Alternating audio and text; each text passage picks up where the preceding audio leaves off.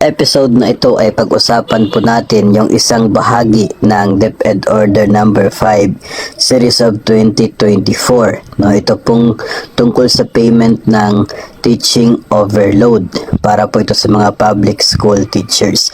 So sa episode na ito, tungkol po tayo sa overload mga master. So magkakaroon po ng sinasabing teaching overload provided na mayroon pong excess doon sa 6 hours in a day no, na teaching load ang isa pong guro.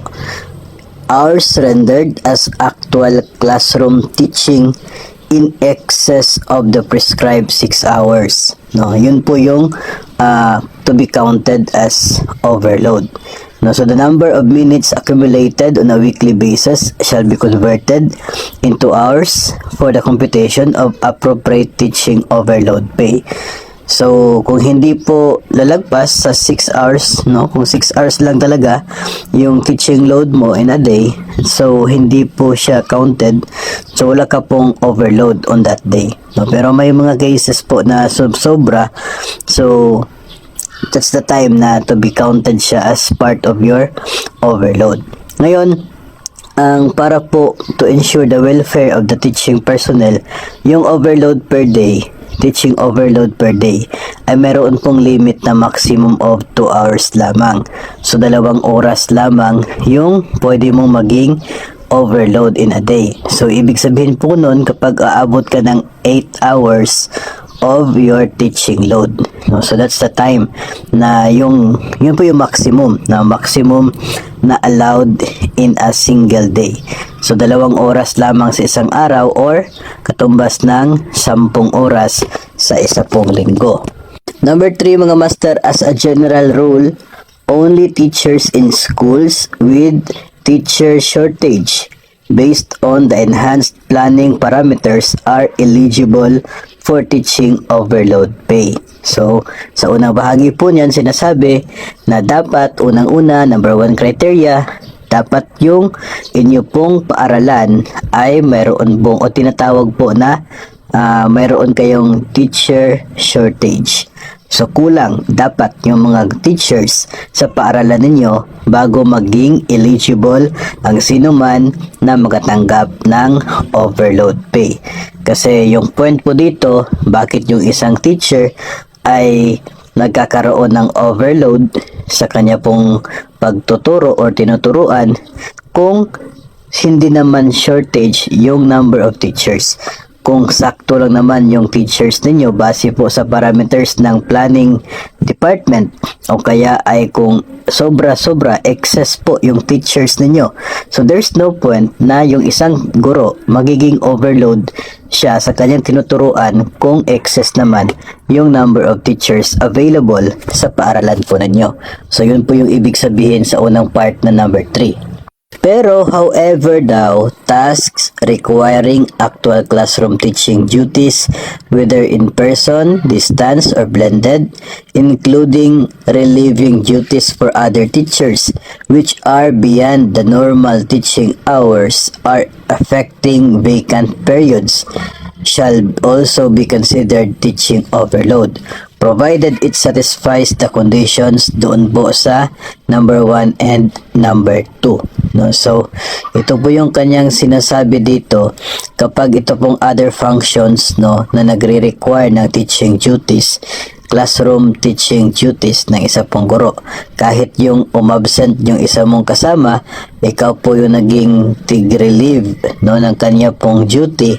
Instead na vacant mo sana pero dandoon ka sa kanyang klase, ikaw po yung nagturo kasi absent siya.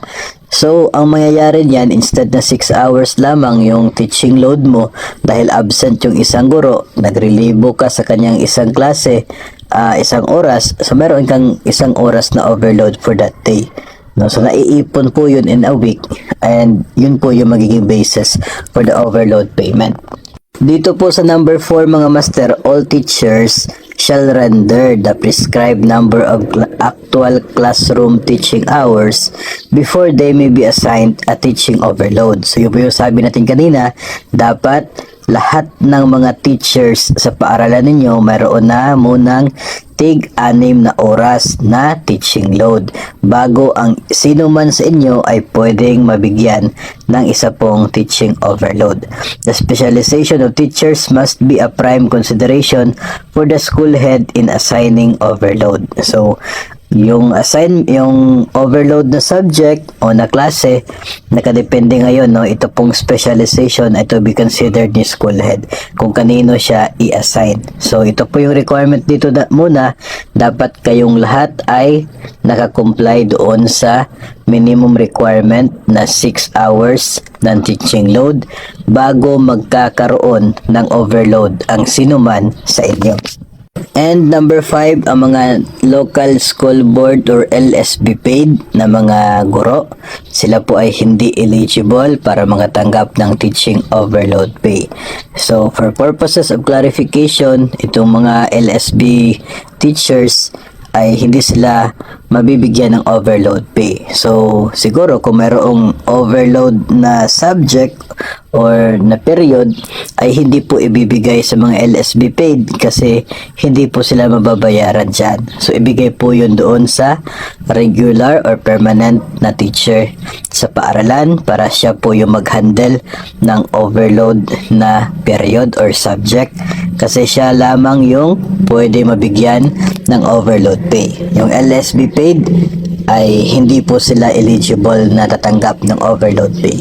So yun po yung mga basic conditions dito po sa overload na sinasabi ng DepEd, no? So titingnan lagi natin diyan na dapat lahat kayo complied yung 6 hours bago magkakaroon ng isa man sa inyo na naging nagkaroon ng overload sa kanya pong subject. Then, dapat base doon sa parameters ng planning ay considered yung school niyo as having shortage of teachers. Kapag excess yung teachers sa inyong school, better na makipag-ugnayan po sa inyo pong mga admin officer kaya ay sa planning officer kasi mayroon silang ideya kung yung mga paaralan ba ninyo ay excess o kaya ay short na mga teachers. So kung excess na yung teachers sa inyo, so siguro wag na tayo mag-expect na magkakaroon pa ng overload pay. Maliban na lamang doon sa mga nabanggit kanina, no, doon sa however sa number 3, yung mga teaching activities na kinakailangan, no, beyond office hours, yun ay pwede po yun, pero that will be subject to doon po sa process ng pag-claim o process ng pag-avail, no, nandito pa rin po yun sa DepEd Order number 5. So siguro pag-usapan po natin yan sa susunod na mga episodes. Ang sa ngayon po ay doon tayo sa basic requirement ng mga magiging eligible para sa teaching overload pay.